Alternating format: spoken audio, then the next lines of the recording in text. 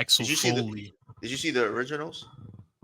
Yeah, so actually, so what this is what happened. So I went and I saw Beverly Hills Cop Axel Foley.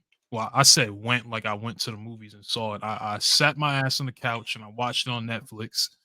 And of course, love the movie. You know, you gotta love Eddie Murphy. Loved seeing certain people return. Billy, um, Sarge, and then you seen his daughter in there or whatever. Um, then after that, I was like, I kind of want to watch the first three again because it's been a long time. Mm-hmm. Um, and that's what happens after like 20 something years or 30 years. You're gonna have to rewatch it to get those little details. Right. And yeah, like I kind of enjoyed it a little bit more, just kind of being a little bit more familiarized with the main characters and just their dynamic and the relationship. And also with that, you were able to see like Bad Boys we talked about a week or a few weeks ago, how they like to do things for the fans of the franchise. So they'll take familiar looks and familiar scenes and kind of add it to the new film, but in a different way. Mm-hmm. Um, but yeah, like my initial thoughts on the movie was I thought it was a great movie only because like being a fan of Eddie Murphy and the movies that he does, I thought as someone who might be like a huge fan of the Beverly Hills Cop franchise would definitely like appreciate this. And I wasn't the biggest Beverly Hills Cops fan. Like I wasn't like a fiend. Like I picked honestly, I picked Rush Hour over Beverly Hills Cops, but I did enjoy this movie a lot. So that's just my initial thought on that. Yeah, I surprisingly enjoyed this one a lot more. I didn't watch the films prior, and I only watched the first one after I watched this latest one. Um, and like I said, it's hard to do. Like I personally think it's hard when you have a franchise that it was in the '80s, late '80s, early '90s, etc., and then you wait 30 years to do another installment to that project. But it was fun.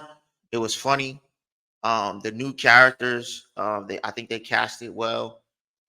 They had some really interesting moments to see 70-year-old, 60-year-old people still kind of doing the run and gun aspect of things, and I think they did that in a tasteful way, where it wasn't like, nah, I don't believe Eddie can do that at 60, right? Because you can't ignore that he's now 60 on screen, right? You just can't ignore it. So I think they did it in a great way. So like I agree. I think if you're a fan of Beverly Hills Cop, the franchise itself, I think you'll love the film. And I think if you are not a fan of Beverly Hills Cop or really haven't watched the films and you watch this one, it's gonna do like what you said. It's gonna make people want to go and watch those older films, and then you'll get a new um enjoyment, enjoyment out of this latest one. I thought it was a nice mix of that older generation, that younger generation. I'd love to see Kevin Bacon play the bad guy. Especially, just in whatever it is that he do, Kevin Bacon play the bad guy just always seems like the most believable thing Listen, possible. That was one of my favorite parts of the listen, film. my dude, I don't mean to cut you off, but dude, yo, Kevin Bacon is a beast. Hmm. Kevin Bacon, and it was crazy because there were two films prior to this one that I watched that had Kevin Bacon in there as a villain. Hmm. So obviously on Maxine, he was in there, cutting up, doing that BS in Maxine. Right. Then before that, I watched another movie on Netflix called Leave the World Behind. I don't know if you watched that Hmm. on Netflix with Hmm. Marshall Ali. The world's about to end. Other countries deploying, EMPs and microwave weapons and whatnot. It's like a Civil War type of vibe. Hmm. And Kevin Bacon he wasn't necessarily the villain. He was a villain of the moment where he's the guy in like the situation where he opens the door with a shotgun and he doesn't trust anybody. Like he Right. was that type of vibe. But Hmm.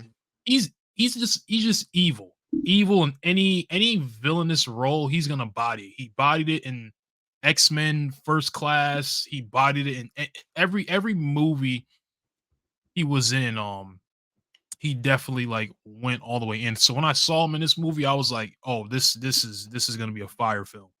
Facts. And then Taylor Page bodied her role too. I think she played that role very well.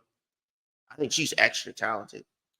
Hmm. Um, I thought she fit perfectly into the franchise to the point where I'm interested in seeing where that story goes with them together on that kind of that lawyer cop type of buddy thing, which is I think will be an interesting take. We've seen that in different aspects where it's like we've seen I don't know if you know about a show called Castle, where it's kind of like cop and writer type of thing. Then you have like I think those dynamics are very interesting. So to see something a spinoff from Beverly Hills Cop where you kind of have her as a lawyer and then the father as a cop doing that investigative type aspect, I think that would be something interesting to see that they kind of have that built in. They have really, really good chemistry on screen.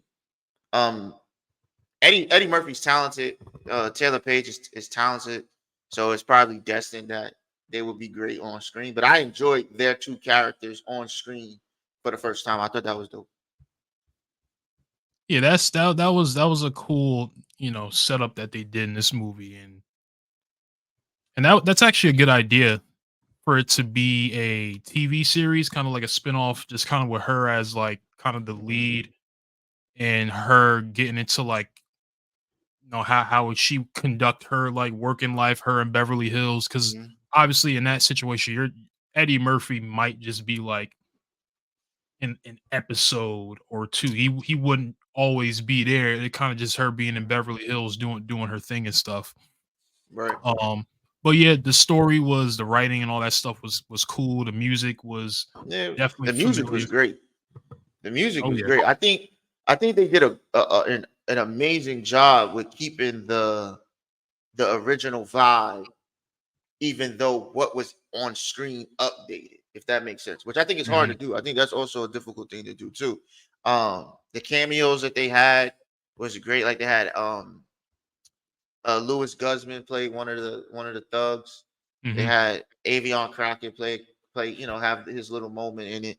So those was dope. Right? It's Yeah. always great seeing that in a fun movie. Like it's not a movie that's meant to be taken serious. It's a fun movie for you to laugh, for you to enjoy. So I thought it was dope. I definitely would give it like that people's watch. Oh yeah. It's in that People's it's in choice. that realm of people's watch for sure.